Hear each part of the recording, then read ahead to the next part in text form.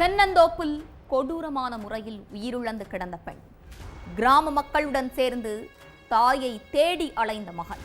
சுமார் 12 மணி நேரத்திற்கு பிறகு சடலத்தை கண்டுபிடித்த காவல்துறையினர். நம்பி சென்ற மனைவியை கணவனே துடிதுடிக்க கொலை செய்தது ஏன்? பின்னணி என்ன?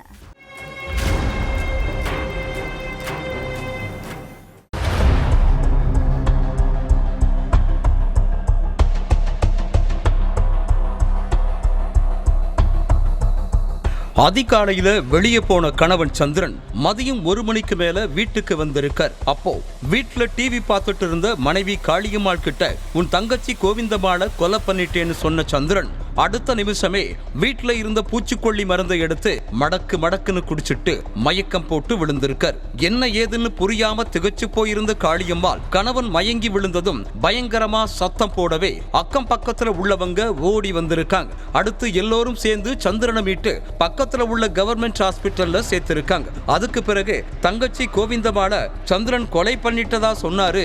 எனக்கு ரொம்ப பயமா இருக்குன்னு சொந்தக்காரங்களுக்கு போன் பண்ணி சொல்லி இருக்காங்க காளியம்மாள். உடனே சொந்தக்காரங்களோ கோவிந்தம்மாள் வீட்டுக்கு போய் பார்த்தப்ப அவங்களோட மகன் மோகன் மட்டும்தான் வீட்டுல இருந்திருக்கார். அப்போ மோகன் கிட்ட கோவிந்தம்மாள் எங்கன்னு கேட்டப்போ அம்மா விடிஞ்சதுமே ஹோட்டல் வேலைக்கு கிளம்பி போயிட்டாங்க, இன்னும் வீட்டுக்கு வரவே இல்லைன்னு சொல்லியிருக்காரு மோகன். அதுக்கு பிறகு சொந்தக்காரங்க நடந்த விஷயத்த மோகன் கிட்ட சொல்ல கோவிந்தம்மாள் வேலை பார்க்கிற ஹோட்டலுக்கு போன் பண்ணி அம்மா வேலைக்கு வந்திருக்காங்களான்னு கேட்டிருக்காரு. இல்ல தம்பி, அவங்க இன்னைக்கு வேலைக்கு வரவே இல்லைன்னு சொல்லியிருக்காங்க ஹோட்டல்ல உள்ளவங்க. அடுத்து சொந்தக்காரங்களோட சேர்ந்து தாய் கோவிந்தம்மாளை பல இடங்கள்ல தேடி அலைஞ்சிருக்காரு மோகன். ஆனா கோவிந்தம்மாள் எங்க இருக்காங்க என்னாச்சுன்னு கண்டுபிடிக்க முடியல. சந்திரன் ட்ரீட்மெண்ட்ல இருக்கிறதால அவர்கிட்டையும் விசாரிக்க முடியல. அதுக்கப்புறம் கோவிந்தம்மாளை காணோம்னு போலீஸ்ல கம்ப்ளைண்ட் பண்ணியிருக்காரு மோகன். அந்த புகார் அடிப்படையில காவலர்களும் கிராம மக்களோட சேர்ந்து கோவிந்தம்மாளை தேடி அலைஞ்சிருக்காங்க. அப்போ யதார்த்தமா புங்கம்பட்டியில உள்ள தென்னந்தோப்பு பக்கத்துல போய் பார்த்தவங்க அரண்டு போய் நின்று இருக்காங்க. ஏன்னா கோவிந்தம்மாள் கண்கள் வெளியே வந்தபடி கொடூரமான முறையில கொலை செய்யப்பட்டு கிடந்திருக்காங்க. மதியம் 12 மணிக்கு கொலை செய்யப்பட்ட கோவிந்தம்மாள் உடலை நடுராத்திரி 12:15க்கு தான் கண்டுபிடிச்சிருக்காங்க.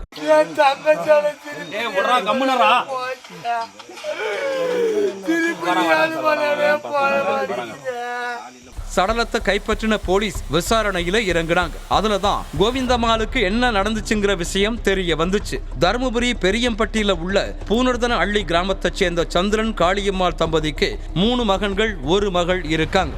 இந்த சூழல்ல மனைவி கூட பிறந்த தங்கச்சி கோவிந்தம்மாளை 2வது கல்யாணம் பண்ணிக்கிட்டாரு சந்திரன். இவங்களோட மகன் தான் மோகன். தன்னோட கணவனை தங்கச்சி கல்யாணம் பண்ணிக்கிட்டதால காளியம்மாள் கோவிந்தம்மாள் கிட்ட பேசாம இருந்திருக்காங்க. சந்திரன் அக்காவோட பிள்ளைகளுக்கு மட்டும் எல்லாம் பண்றாரு, என் பிள்ளைய கண்டுக்க மாட்டேங்கிறாரேன்னு ஆத்திரமடைஞ்ச கோவிந்தம்மாள் கணவரை பிரிஞ்சு தனியா வந்துட்டாங்க.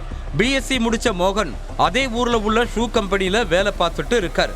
அதுல வர சம்பளத்தை வச்சு மகனும் தாயும் வாழ்ந்துட்டு இருந்திருக்காங்க.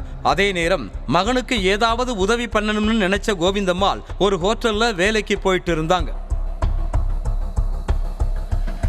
அப்படி சம்பவத்தன்னைக்கு காலையில கோவிந்தம்மாள் வேலைக்கு நடந்து போயிட்டு இருந்தப்ப அங்க வந்த சந்திரன், நீ ஹோட்டல் வேலைக்கெல்லாம் போக வேண்டாம், என் கூட ஈச்சங்காய் துடைப்பம் செய்யற வேலைக்கு வான்னு கூப்பிட்டு இருக்காரு. அதுக்கு கோவிந்தம்மாள் மறுப்பு தெரிவிச்சிருக்காங்க. ஆனா சந்திரன் கெஞ்சி கேட்டதால கூட கோவிந்தம்மாளும் போனாங்க. அங்க வச்சு 2 பேத்துக்கும் இடையில வாக்குவாதம் ஏற்பட்டு இருக்கு. மோகனுக்கு தீபாவளி போனஸ் 15,000 வந்திருக்குன்னு கேள்விப்பட்டேன், அந்த பணத்தை எனக்கு கொடுன்னு கேட்டிருக்காரு சந்திரன். அதுக்கு என் மகனுக்கு நீ இதுவரைக்கும் என்ன பண்ணிருக்க, உனக்கு எதுக்கு பணத்தை கொடுக்கணும், அதெல்லாம் தர முடியாதுன்னு கோபமா சொல்லி இருக்காங்க. இப்படியே கணவன் மனைவிக்கு வாக்குவாதம் முற்றி இருக்கு.